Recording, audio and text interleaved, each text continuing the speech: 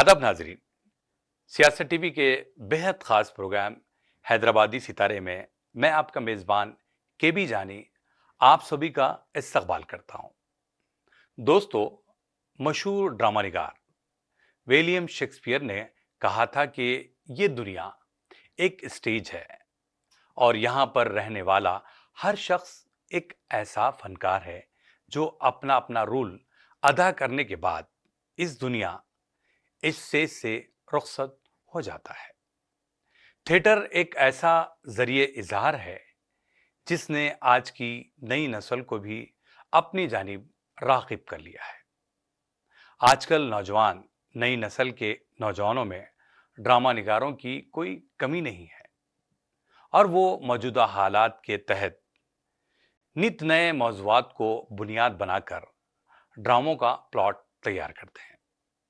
नए लिखने वाले ड्रामों को लिखने में न सिर्फ बेहतरीन तख्लीकी मुज़ाहरा पेश करते हैं बल्कि अदाकारी में भी अपनी मुनफरिद खुसूसियात छोड़ जाते हैं। बेजाना होगा कि आज के नई नस्ल ड्रामों और थिएटर की दुनिया में इनकलाब बर्पा कर दिया है। अगर शेक्सपियर जिंदा होते तो वो हिंदुस्तान में थिएटर के फरोग और इससे वाबस्ता अफराद की सताइश के बगैर नहीं रहते। बहरहाल दुनिया में कई मॉडर्न तरीके आ जाएं, थिएटर अपने स्टेज से दुनिया वालों को अपने अनगिनत ड्रामों, हालात और जज्बात से नई तहरीक पैदा कर लेगा। इसकी एक मिसाल आज की हमारी मेहमान शौर्या सदानंद है। तो आइए इनसे मुलाकात करते हैं, शौर्या सदानंद से, और जानते हैं इनकी जिंदगी की अनमोल बातें।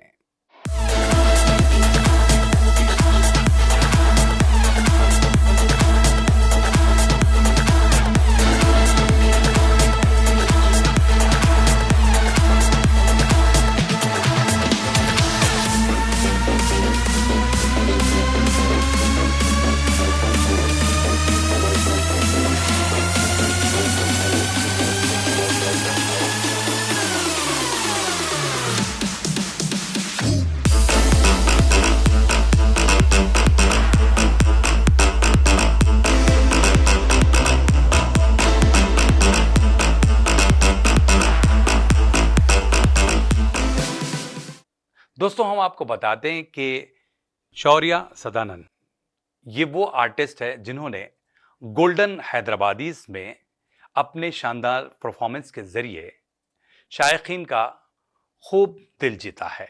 शादी के बाद इंसान की जिंदगी बदल जाती, रिस्क में बरकत आती, खुशहाली आती, सुकून मिलता, एक हमदर्द और एक हमसफर मिल जाता, दुनिया जन्नत बन जाती।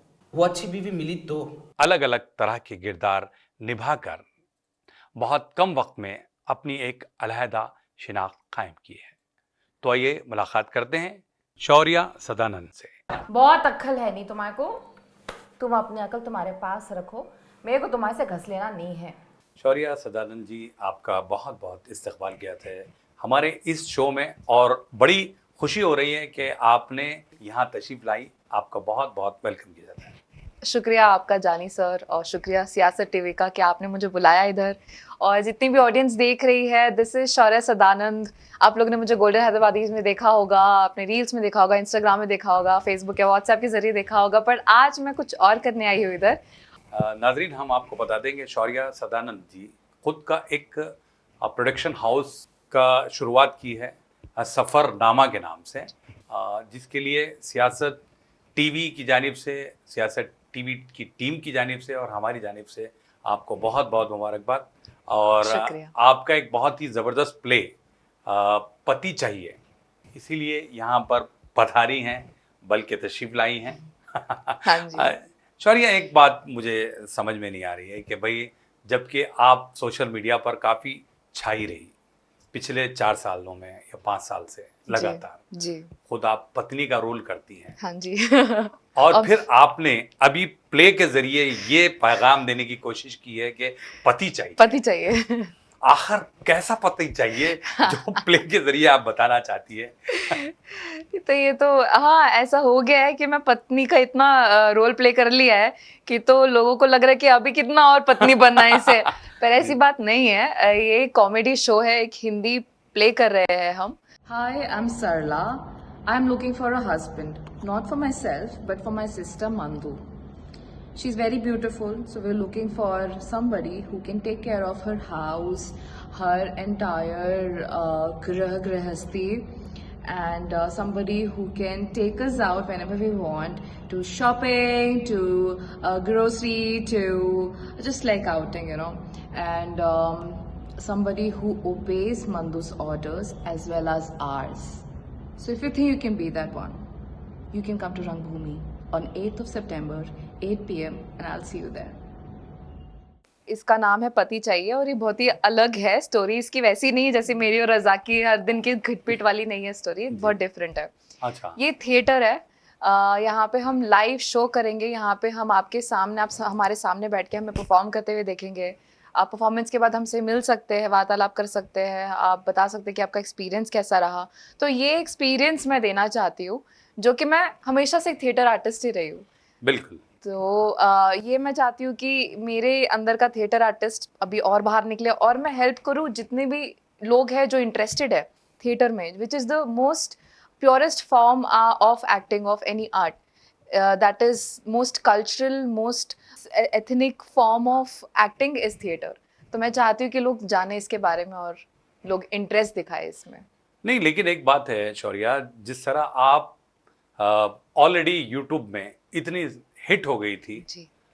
जो भी आर्टिस्ट होता है, जिसका अपना एक नाम हो जाता है, एक मुकाम हासिल हो जाता है, उसके बावजूद वो पीछे की तरफ मुड़ के नहीं देखता जी। बल्कि आपने ऑलरेडी थिएटर से अपनी सफ़र का आगाज़ किया था और फिर यूट्यूब के ज़रिए काफ़ी शोहरत पाई और काफ़ी नाम आपको मिला। उसके बावजूद भी आपने थिएटर की जो थानी है और ख़ुद का प्रोडक्शन हाउस जो कायम किया है, वो हमारी समझ में नहीं आ रहा, बल्कि ऑडियंस को भी कुछ समझ में नहीं आ रहा है। ये अच्छा क्वेश्चन है। बहुत सारे लोग ये समझ नहीं पा रहे कि ये क्यों पीछे जाना। पर सर मैं पीछे नहीं जा रही हूँ। मैंने हमेशा थिएटर को और यूट्यूब को और बाकी सारी एक्टिंग की मेरी जितनी भी तरीके का फॉर्म है, ये परफॉर्मिंग का जितना भी फॉर्म है, सबको साथ में लेके ही मैं आगे चली हूँ। बट सैड बात ये है कि ज़्यादातर लोग नहीं जानते कि थिएटर क्या होता है, इसलिए लोगों को लग रहा है कि मैं यूट्यूब करके फिर छोड़ के किसी थिएटर पकड़ रही, ऐसा नहीं है। मैं ना कुछ छोड़ूंगी, मैं ना यूट्यूब छोड़ूंगी, ना मैं गोल्डन हैदराबादी छोड़ूंगी, ना मैं एक्टिंग करना छोड़ूंगी। मैं सब करूंगी और सब साथ में करूंगी। आई थिंक हम सब कर सकते हैं। तो मैं हमेशा से एक थिएटर आर्टिस्ट रही हूँ। मैंने स्टार्ट वहाँ से किया है। 7 साल हो गए मुझे एज एन थिएटर आर्टिस्ट। मैंने बहुत परफॉर्म किया है, बहुत सारे इंडिया के बहुत अलग अलग शहर में जाके परफॉर्म किया है। तो मुझे इस पॉइंट पे लगता है कि मेरे पास जो चीज़ें चाहिए एक प्रोडक्शन हाउस खोलने के लिए, वो सारी चीज़ें हैं। एक्सपीरियंस है, सही आर्टिस्ट है, वो लोग हैं और बहुत सारे अमेजिंग लोग हैं जो लोग मुझे कहीं ना कहीं से हेल्प कर रहे हैं। एक बहुत अच्छी टीम खड़ी हो गई है हमारी। तो आई थिंक मेरे पास इस पॉइंट पे वो सारी चीज़ें हैं जिसको मैं अपना खुद का प्रोडक्शन हाउस खोलने में हिम्मत मिलेगी मुझे।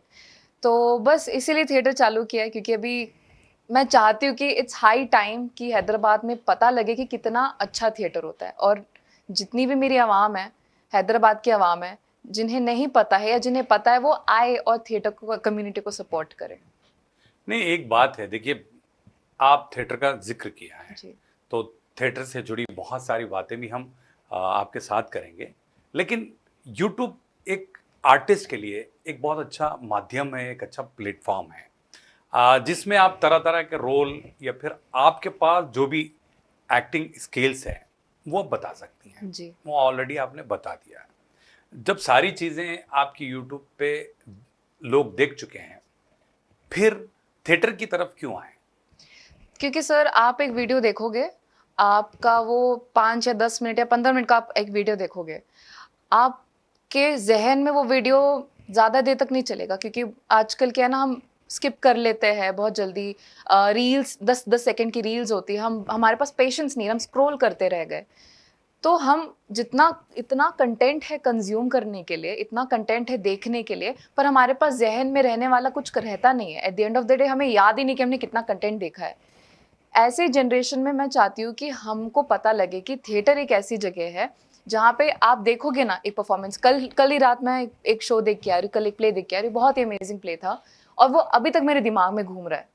तो ये है आफ्टर इफेक्ट्स। आप अपना टाइम, अपना कीमती टाइम अगर किसी चीज़ में देखने में लगा रहे हैं, कोई वीडियो देखने में लगा रहे हैं, तो क्यों ना वो आपके जहन में कुछ टाइम तक रहे।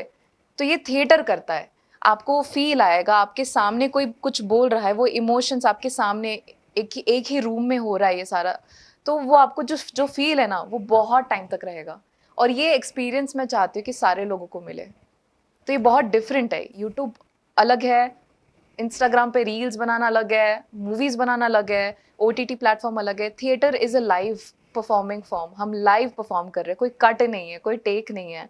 तो इसका एडवेंचर बहुत अलग है, देखने वालों के लिए भी बहुत अलग है, परफॉर्म करने वालों के लिए भी बहुत अलग है। नहीं, ये बड़ी बड़ी अच्छी बात आप बता रही हैं शौर्या जी, लेकिन एक सवाल मेरा ये हाँ जी। है कि थिएटर जो है ऑडियंस बिल्कुल कम, जी आप काफ़ी मेहनत करती हैं, उसमें उतना ज़्यादा रेम्युनेशन नहीं जी और बहुत सारी मेहनत, आपको हासिल कुछ भी नहीं होता सही तौर पर, जो सर, एक आर्टिस्ट को सेटिस्फैक्शन जो हासिल होना होता है। सर सेटिस्फैक्शन 100 है यहाँ पे, 100/100 है। जब मैं परफॉर्म करके जो मैं जाती हूँ ना घर, तो सर मुझे खाने पीने का भी होश नहीं होता, मैं इतनी खुश रहती हूँ। यहाँ पे इतनी खुशी मिलती है, ये दिल है, ये ना दिल है। हम परफॉर्म जो करते हैं ना, हम दिल से करते हैं।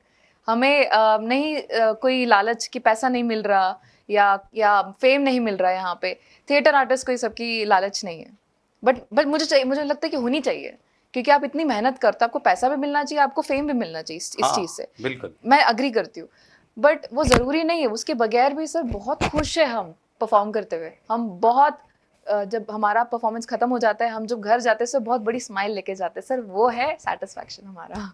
नहीं, ये तो ठीक है, आप अपने तौर पे बता रही हैं, लेकिन मेरा सवाल ये है कि देखिए आप इतनी सारी मेहनत करते हैं, जी तकरीबन 1 महीना, 1.5 महीना रिहर्सल्स होते हैं, उसके बाद फिर बैकग्राउंड म्यूज़िक के लिए काफ़ी पापड़ बेलना जी पड़ता है जी जी और फिर वो म्यूज़िक सारी चीज़ें सिलेक्शन हो जाती हैं।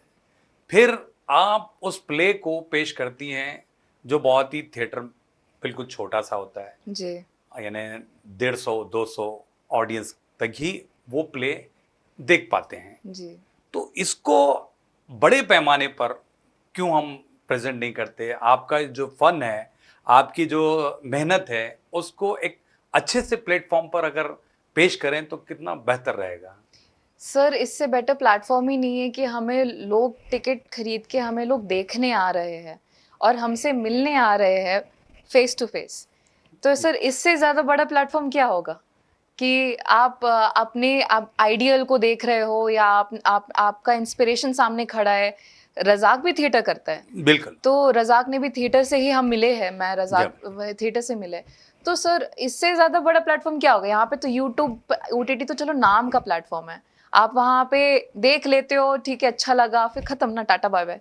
बट नहीं, नहीं, बट ये देखिए, हाँ, हाँ, ये सरासर इल्ज़ाम है। इल्जाम नहीं है सर, ऐसा नहीं, नहीं थिएटर है। आप करती हैं, नो जी डाउट, जी आप बहुत अच्छी आर्टिस्ट हैं, नो डाउट, आप बहुत अच्छा प्ले पेश करती हैं, नो डाउट। जी लेकिन देखिए, सोशल मीडिया हाँ ने ये सारे लोगों का जितने भी, मैं ऐसा नहीं कहूँगा कि भाई सिर्फ जो है थिएटर तक, बल्कि बहुत सारे लोगों तक जो है सोशल मीडिया आने से बहुत सारा नुकसान हुआ है, उसको आप मानिए। सर, नुकसान भी है, फायदा भी है। आई थिंक हर एक चीज जो मॉडर्नाइज होती है हाँ। उसका अपने नुकसान होता है, उसका अपना फायदा होता है। सो फायदा तो ये है कि आप और हम बहुत अच्छे अच्छे चैनल के साथ काम कर रहे हैं, हाँ, है ना, और वो बिल्कुल। हमें कितनी फेम मिल रही है, पॉपुलैरिटी मिली है, तो ये तो सोशल मीडिया का फायदा ही है। फायदा ही। बट नुकसान ये है कि आप ओवरनाइट रिप्लेस हो सकते हो, हाँ, क्योंकि लोगों को चाहिए कंटेंट, लोगों के पास टाइम नहीं है, पेशेंस नहीं है। अगर आप नहीं कर पा रहे हो, दूसरा बंदा रेडी है वहां पे करने हाँ। के लिए। तो ये ना आपकी मेहनत एक सेकंड में छुमंतर हो सकती है। अच्छा। तो सबके अपने एडवांटेजेस और डिसएडवांटेजेस है। हाँ, हाँ, ये चीज को मानिए आप। ये मान रही हूँ सर, मैं कहाँ ना बोल रही हूँ, मैं बोल रही है। चलिए शौर्या जी, अभी हम बात करेंगे प्ले के मुताबिक, जी। यानी ड्रामे क्या जिंदगी का हिस्सा है या जज्बात का मुनफरिद तरीका है? जिंदगी का हिस्सा भी है और जज्बात भी है। आई थिंक हम सबकी जिंदगी से ही एक एक मोमेंट बनता है और उसी की कहानी बनती है। कुछ ऐसी कहानी जो आपको देख के लगेगी कि अरे ये तो हम ही है, कुछ ऐसी कहानी जो आपको लगेगी यार ये तो हम हो नहीं सकते बट हमें शायद ऐसा बनना है। तो ऐसी कहानियाँ जो रियल लाइफ से ही इंस्पायर्ड होके आती है, कहानियाँ तो सारी ही वैसी होती है। तो ये सबसे बेस्ट वे है टू एक्सप्रेस, टू इमोट। आपके दिल में, आपके जहन में जो चीज़ें चल रही है, अगर आपके सामने कोई उसको परफॉर्म करके दिखा दे तो आपको देख के जो मन हल्का होगा या मन खुश होगा, तो यही है एक्सप्रेशन, यही है परफॉर्मेंस, यही है एंटरटेनमेंट मेरे ख्याल से। एक बात है शौर्या सदानंद जी, आपने अभी जो प्रोडक्शन हाउस सफरनामा के नाम से जी। शुरू किया है और शुरुआत ही में आपने कॉमेडी प्ले से इसका आगाज़ किया है। आप जिस तरह बताती हैं कि ये ज़िंदगी का एक हिस्सा है, तो आपने कॉमेडी प्ले को क्यों अहमियत दी या फिर इम्पोर्टेंस ही दी, उसकी वजह आप हमें बताएं। मुझे शुरुआत हंसते हंसते करना था। अच्छा। बस सफरनामा चालू हुआ क्योंकि एक पॉइंट था मेरी लाइफ में जहाँ पे मुझे बहुत सारे लोग बोल रहे थे कि शौर्या अब तुझे कुछ खुद का करना चाहिए, अपना खुद का यूट्यूब कर या अपना खुद का इंस्टाग्राम का कुछ है ना, कुछ कर, रील वील कर। तो ना पता नहीं क्यों मेरे फैमिली मेंबर से भी बहुत ज़्यादा प्रेशर हो रहा था। तो ना एक पॉइंट आया जब मैं बैठ के सोची थी कि अगर मुझे खुद का कुछ करना है तो मैं क्या कर सकती हूँ। मुझे ऐसा कुछ नहीं करना जो मैं करके बीच में छोड़ दूँ। फिर मुझे नहीं लगता कि मैं इतना अच्छा रील बना पाती हूँ या रील के सामने कुछ मैं इतनी आई डोंट नो उस तरीके की एक्टर नहीं हूँ मैं। अगर मैं लाइफ में कुछ कंसिस्टेंटली कर सकती हूँ वो है थिएटर, क्योंकि ये पता नहीं बचपन से मैं स्टेज आर्टिस्ट रही हूँ और फिर प्रॉपर थिएटर आर्टिस्ट तो 7-8 साल हो गए अभी। तो ये एक चीज़ है जो मैं हर दिन, हर वीकेंड एक शो रख सकती हूँ, मैं बहुत मेहनत कर सकती हूँ बिना कोई कंप्लेंट किए। तो ये एक चीज़ जहन में है कि अब शायद मुझे थिएटर करना चाहिए। जब इतने सारे लोग दे रहे हैं तो ऐसा लगता है कि the universe is saying something, it's a way of showing you a different path. तो मैंने बस सोचा कि ठीक है ट्राई करते हो। फिर मैंने बस कुछ फ़ोन घुमाया और चीज़ें चालू हो गई और सब लाइन अप हो गया एकदम मिराकुलसली।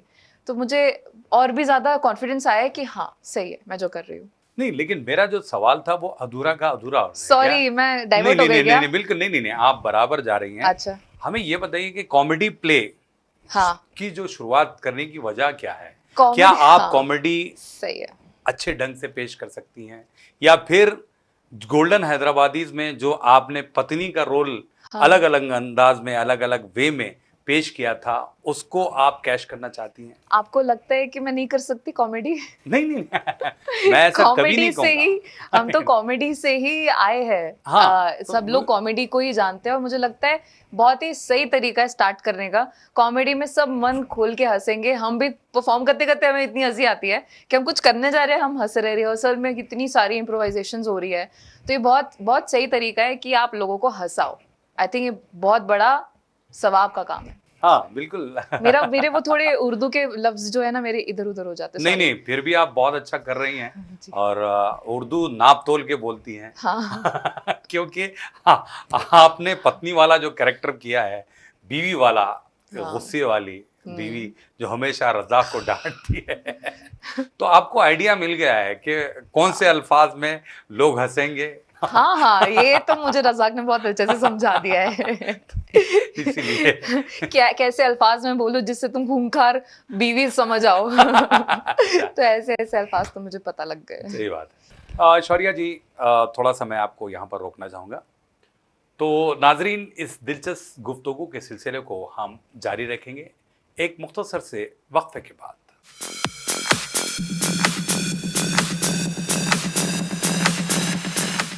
नाजरीन, सियासत टीवी की ताज़ा तरीन ख़बरें, मुशायरे, मजहबी प्रोग्राम्स और दीगर तफरीही प्रोग्राम्स देखने के लिए आप हमारा मोबाइल ऐप प्ले स्टोर से डाउनलोड कर सकते हैं। इसके अलावा यूट्यूब और फेसबुक पर आप सियासत टीवी का राज टेलीकास्ट भी देख सकते हैं। यूट्यूब पर सियासत टीवी सब्सक्राइब करें और बेल आइकॉन पर क्लिक करें ताकि नए वीडियोस आप तक फौरी तौर पर पहुंच सकें।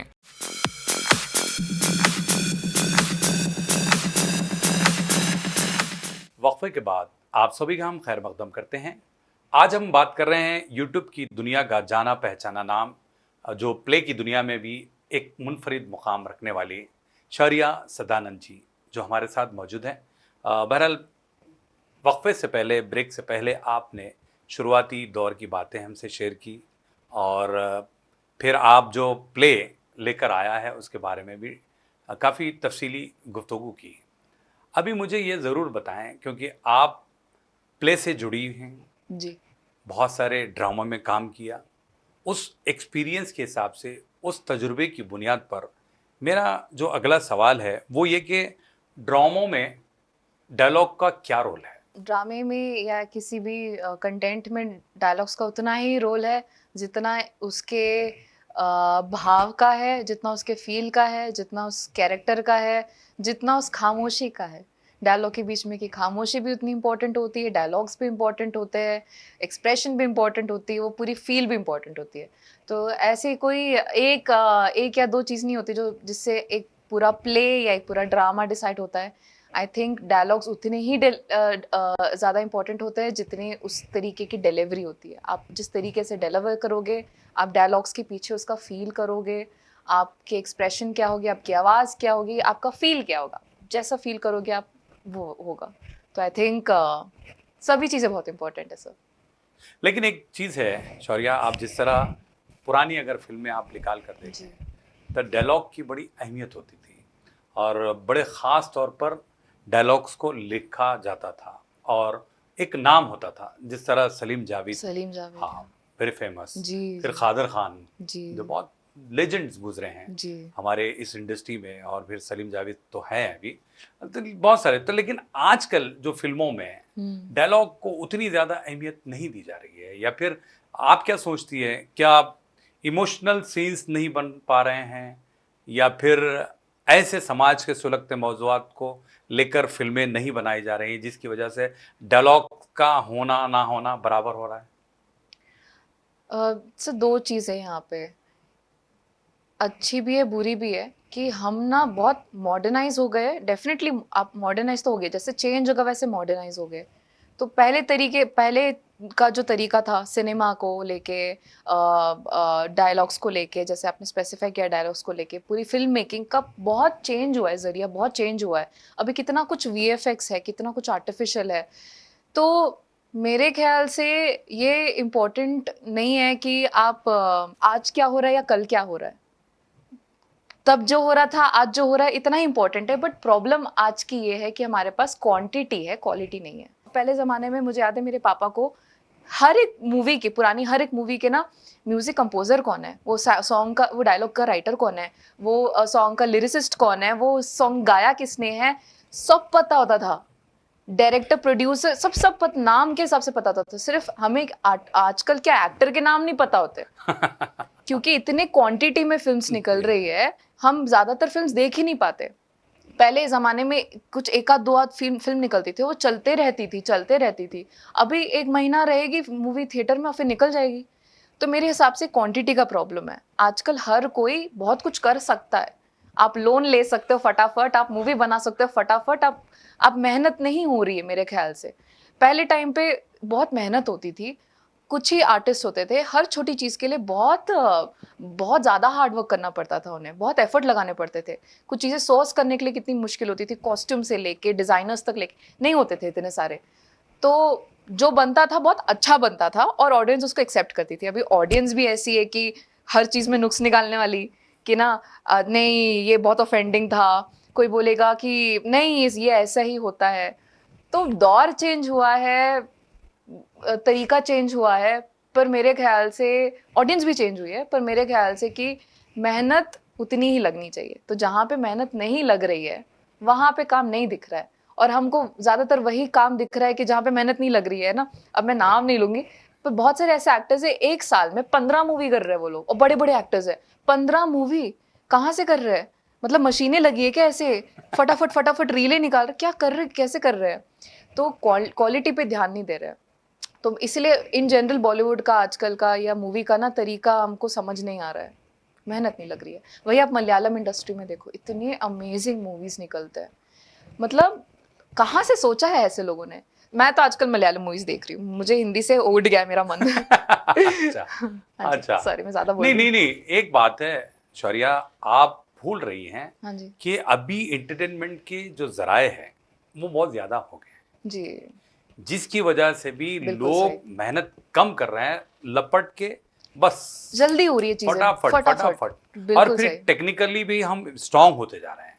करेक्ट। अब पहले देखिए कैन आता था, हाँ फिल्म मेकिंग के लिए इतना डिफिकल्टी होती थी, जी फिर एडिटिंग के लिए। आजकल देखिए इतने सोर्सेस इतने जी, हो गए हैं, तो जिसकी वजह से भी जो है लोग क्या है, बस जो भी है बहुत फास्ट हो गया ना, फटाफट कंज्यूमिंग फटाफट। भी फास्ट हो गया है हाँ कि आप 1 घंटे में बैठ के 4 अलग अलग चीजें घर में मोबाइल पे बैठ के देख सकते हो। हाँ वही है। तो हमको शायद उस चीज की वैल्यू नहीं है, जो बहुत स्लो प्रोडक्शन हो रहा है, जो बहुत ही मेहनत करके कोई कर रहा है, तो शायद हमें वो देखने में मजा नहीं है यार, घर पे बैठ के हम 2 मिनट में देख लेंगे, उसको क्या सही है निपटा सही लेंगे घर है, बैठे। वही है। हाँ ये सारी चीजें हो रही है जिसकी वजह से भी जो है जी, बिल्कुल सही। एंटरटेनमेंट बहुत ज्यादा हो गया है, जिसकी वजह से क्वांटिटी भी ज्यादा हो हाँ गई है, क्वांटिटी क्वालिटी खत्म हो गई खत्म है। हो गई है, वो तो होना ही होना है ना। जी एक चीज है शौर्या, जिस तरह आप बताती हैं कि भाई प्ले जो होता है, आर्टिस्ट उसमें बहुत सारी चीजें करके दिखाता है और ऑडियंस की फौरी तौर पर वाहवाह भी मिलती है। तो उससे रिलेटेड एक सवाल मेरे जहन में आया कि स्टेज पर परफॉर्मेंस करना हिम्मत का काम है या आर्ट है? दोनों है सर। आई थिंक आपको पहले तो लड़ झगड़ के सोसाइटी से स्टेज तक पहुंचने में बहुत हिम्मत का काम है, फिर एक बार आप स्टेज पे पहुंच गए तो वो आर्ट बन गया। तो मेरे ख्याल से यही है। सबके अपने अपने स्ट्रगल्स होते हैं, और स्पेशली आर्ट वालों को तो बहुत ज्यादा स्ट्रगल होते हैं, पूछो मुझसे। ओ गॉड, कितने रोटी बेले, पापड़ बेले, जो भी बेले, बहुत कुछ करके हम पहुंच पाए इधर। इजी नहीं है सर, क्योंकि पैसा मिलता नहीं है आपको। आपको बहुत इनफैक्ट पैसा देना पड़ता है कितनी जगह पे, और आपको वहाँ से रिटर्न तो कुछ नहीं आने वाला है। बट सर जब परफॉर्मेंस के बाद आपको अगर एज एन आर्टिस्ट वो फील आया ना कि यार अच्छा लगा क्या आज बात है परफॉर्म भाई, क्या करके, बात है। बस वो है। खत्म, सारे पूरी मेहनत मिल जाती है मिल आपको। जाती है। तो पैसे से ज्यादा सुकून है सर इम्पोर्टेंट, कि आप at the end of the day जब घर जाके आप सो रहे हो तो क्या आपका दिमाग शांत है, क्या आपका मन खुश है, बस। पैसा रह के भी बहुत सारे लोगों के पास ये नहीं है। सुकून नहीं है, बिल्कुल आप ये बोलना चाहते हैं। बिल्कुल। लेकिन एक बात है शौर्या, आज हम जो देख रहे हैं, थिएटर धीरे धीरे खत्म होता जा रहा है। जी स्पेशली हैदराबाद में बहुत कम प्लेज होते हैं जी बनिस्बत देखिए महाराष्ट्र या दूसरे स्टेट्स में थोड़ा सा इसका चलन ज्यादा है। जी इसकी वजह आप क्या मानती हैं? Sir awareness. पहली बात तो ऑडियंस को नहीं पता है कि हैदराबाद में बहुत अमेजिंग आर्टिस्ट है जो थिएटर करते हैं। कितने ही सारे लोगों ने आज तक लाइफ में कभी कोई प्ले नहीं देखा है। तो ये अवेयरनेस की बात है। जिस तरीके से आपको लेट्स से कि आप OTT प्लेटफॉर्म पे चीज़ें आती है, उसके एडवर्टाइजमेंट होता है, ये होता है, फलाना ढिमकाना, आपको इजीली शायद पता लग जाता है। बट थिएटर प्ले के बारे में उनकी कम्युनिटी भी इतनी छोटी है कि उसके बारे में ज़्यादा आवाम नहीं जान पा रही है। और ये यहाँ ही नहीं, ये पूरे इंडिया में आई थिंक है कि धीरे धीरे धीरे थिएटर का थोड़ा कम हो गया है। हैदराबाद में एक टाइम पे बहुत अच्छा था, अभी थोड़ा स्लो हुआ है, बट मुझे पूरा यकीन है कि we will come up. Theatre community को बहुत ज़रूरत है सपोर्ट की, और वो आएगा भी। ऑल्सो क्योंकि हमारे पास अभी कितने सारे डिस्ट्रैक्शंस है, जैसे कि इंस्टाग्राम है, 10 सेकंड में, 30 सेकंड में आपको पूरा कंटेंट हो गया है। आप बैठे बैठे आपके फिंगर वो हो गया ना, फिंगर पे एवरीथिंग इज अवेलेबल।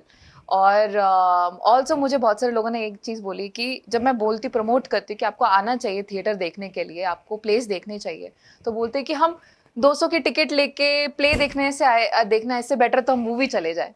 अच्छा। हाँ, मुझे बोला है बहुत सारे लोगों ने। तो मेरा जवाब ये है कि आप ना जो देख रहे हो ना, वो आप जो देख रहे हो वो बहुत सारे कट वट होके वो सारी सीन है, वो उसका भी अपना मजा है, वो भी अपना एक आर्ट फॉर्म ही है एट द एंड। बट ये कहाँ से आया है? ये थिएटर से आया है। Theatre is the most natural, most authentic and most real form of acting, of film making, of direction, of everything, है ना। ये एंटरटेनमेंट का सबसे सबसे रूट है, ये रूट है थिएटर। तो अगर आपने वो नहीं देखा, आपको सीधा वो अच्छा लगा, तो सोचो आप ओरिजिनल फॉर्म देखोगे तो कितना अच्छा लगेगा। तो मेरा मेरा प्रमोट करने का यही है कि आप भले ही 200 रुपए की टिकट लेके आप मूवी देखने जाइए, आप 4 मूवी देखने जाइए, एक बार प्ले तो देख लीजिए, आपको वो जहन में रह जाएगा कि आपके सामने जब कोई परफॉर्म कर रहा है, वो जो फील कर रहा है आपको भी फील होगा। फिर आप उसके बाद उनसे मिल सकते हो, आप हाथ मिला के उन्हें बता सकते हो कि आपको अच्छा लगा, आपका फीडबैक दे सकते हो। तो ये आप 200 रुपए की टिकट में आप किसी स्टार से नहीं मिल पाएंगे। तो इसका मतलब शौर्या सदानंद, आप सभी को ये बताना चाहती हैं कि आप थिएटर से जुड़ जाइए और इनका प्ले ज़रूर देखिए। हाँ जी। हाँ बिल्कुल।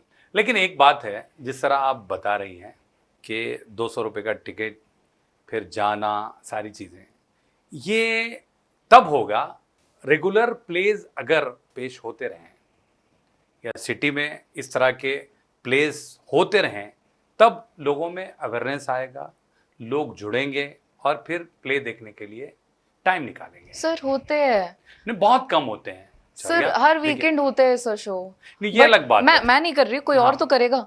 तो होते हैं सर शोज, बट वही है ना, अवेयरनेस नहीं है, उस तरीके का प्रमोशन नहीं कर पा रहे क्योंकि कम्युनिटी बहुत छोटी है।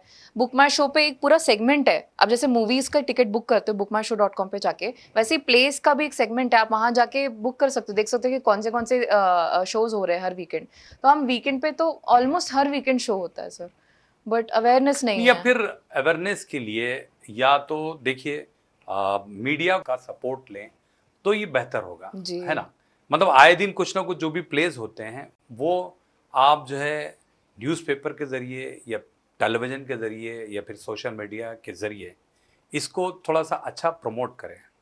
वही ना सर, थोड़ा सा मुझे इसमें ये हंसी की बात है कि जो सबसे ओरिजिनल फॉर्म है, आर्ट फॉर्म है, उसको प्रमोट करने के लिए हमें जाना पड़ रहा है कहाँ कहाँ कहाँ कहाँ, जबकि आया सब इधर से ही है। आप समझ रहे, मूवीज, बिल्कुल। यूट्यूब, वेब सीरीज, जो भी है वो सबसे नेचुरल आर्ट फॉर्म है। बड़े बड़े एक्टर्स ना ट्रेनिंग लेने आते हैं थिएटर वालों के पास ही, ओके, और फिर हमें उनके पास जाना पड़ता है कि थिएटर प्रमोट कर दो यार, हमारा शो हो रहा है, प्लीज टिकट दिलवा दो। आप समझ रहे हो, थोड़ा लग रहा है कि नहीं नहीं नहीं, देखिए हाँ। शौर्या, एक बात आप भूल रही हैं, जी। पका पकावा जो भी चीज़ होती है लोग उसको फौरी तौर पर हजम कर जाते हैं। जो अब ये लो, ये ओरिजिनल है, ये नेचुरल फूड है, ये जब आप खाएंगी तो जबरदस्त इसमें रहेगा। चीज है, घी इसमें है, ये है, ये अनहेल्दी पर ठीक है खाओ। ऑफ कोर्स हम तो अनहेल्दी चीजें खाएंगे, हम थोड़ी ना फ्रूट्स खाएंगे, सब्जी खाएंगे। करेक्ट बोला आपने। तो इसीलिए तो हमारे पास फॉर्मेट बना हुआ है, एंटरटेनमेंट का एक जरिया। देखिए शुरू से होता आया है, आर्ट फिल्में अलग, फिर ये जो मसाला फिल्में अलग, है ना। हर एक का एक मिजाज था, है ना, हर एक की एक ऑडियंस थी। अभी आर्ट फिल्में भी बहुत कम बन रही है, बन अब रही है, पर हाँ, हाँ, बहुत उसको कम। क्या कहेंगे फिर। हाँ, अगर थिएटर एक ऐसी चीज है सर जिसमें सब बनता है, खिचड़ी भी बनती है, मसाला भी बनता है, मॉडर्न चीज बर्गर भी बनेगा, दाल खिचड़ी बनेगी, बिरयानी बनेगी, सब बनेगा इसमें। ये थिएटर है। नहीं, तो यही बता रहा हूं मैं आपको, थिएटर वालों को पहले तो काम नहीं मिल रहा है। अगर ये लोग आर्ट फिल्मों की तरफ आए, जिस तरह पहले के दौर में आर्ट फिल्में खास तौर पर बनाई जाती थी, है ना, जी। श्याम बेंगल जी, बहुत सारे जी, जी, डायरेक्टर्स जी। जो हमारे पास आए और बहुत सारी आर्ट फिल्मों को लेकर आए, प्रमोट भी किया। जी। उसके जरिए थिएटर आर्टिस्ट का जो परफॉर्मेंस होता था उसमें देखने को मिलता था। अभी आजकल कहाँ है, पूरा मसाला फिल्में आ रही हैं। तो हाँ यही सर, वजह वो भी है। है, ये कारण भी हम बता सकते हैं। हाँ, पर ऐसा नहीं है कि थिएटर आर्टिस्ट को काम मिलता है, पर वैसा वाला काम नहीं मिलता जिसके वो हकदार है। हाँ, आजकल क्या हो रहा है ना कि जो पॉपुलर फेस है उसको ले लेते हैं लोग, गैम्बल नहीं करना चाहते। लोग नहीं देख रहे कि कितना क्रिएटिव एक इंसान है, कितना आर्टिस्टिक एक इंसान है। ये शक्ल जो है, ये पॉपुलर है, इससे करवाएंगे मेन रोल। भले उसके, फॉर एग्जाम्पल पंकज त्रिपाठी कितने सालों तक, या मनोज बाजपेयी कितने सालों तक साइड में किया है उसने रोल, बिल्कुल उनको mainstream as an actor recognise होने में काफी टाइम लग टाइम गया। लगा। बट जो मुझे पूरा यकीन है इस चीज का, लाइफ में आप जो डिजर्व करते हो आपको वो मिलेगा, तो देर से ही सही पर मिलेगा। तो मैं जितने आर्टिस्ट को देखती हूँ ना हैदराबाद में, इतने अमेजिंग आर्टिस्ट है, आप देखना वो कहीं ना कहीं तो पहुंचेंगे, थोड़ा देर होगा मे बी, बट वो पहुंचेंगे जरूर सर। नहीं, बहुत देर हो गई तो मुश्किल हो जाएगा। आप क्या खुद के लिए थोड़ा सा अफसोस फील नहीं नहीं करें नहीं, कि मैं मैं नहीं नहीं तो नहीं शायद मैं किसी मस्त हीरो ऐसे। नहीं नहीं नहीं, ऐसी बात ही नहीं है, ऐसी बात नहीं है। देख, काम हमको तो मिल रहा है, ऐसी बात ही नहीं, 100%। 100%।